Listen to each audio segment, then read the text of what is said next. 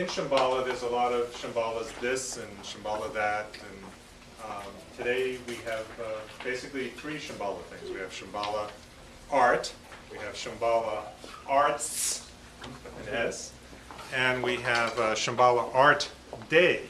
So just briefly, I think it's important for us to know that Shambhala Art is an educational program designed to teach how to integrate meditation with the creative and viewing process, which you'll engage in hopefully today. Shambhala Arts are the disciplines that people sometimes identify as embodying some of the principles of the teachings. And Shambhala Art Day is a day that's put aside, although it's supposed to be in the spring equinox. We sometimes can't schedule it when we'd like to, so it's a little late this year, but just as wonderful. So it's a day designated to celebrate the teachings, the disciplines, and celebrate. So I'd like you to, well, actually what I'd like you to do is to view the artwork in a specific way, if possible, and engage one of these Shambhala art principles.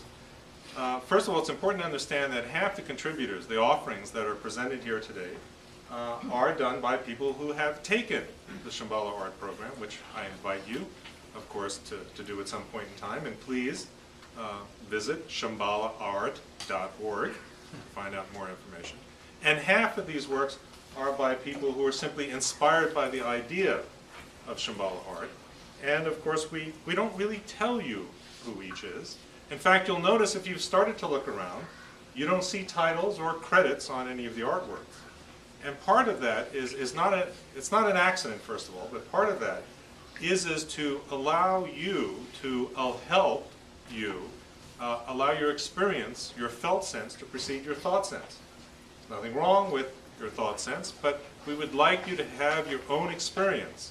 And then we would like you to pick up one of these catalogs, listings, where you can then look up the number, find out a little bit about the artist statement, and the work and the title, and then review the artwork in light of that.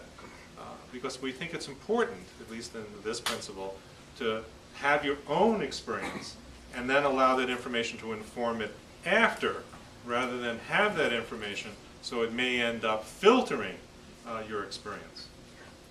So, if you've already viewed the artworks, if you've already read it, then we ask you to take a fresh look, which means to try as best you can to let go of what you know, what you think about it, and re-engage the artwork.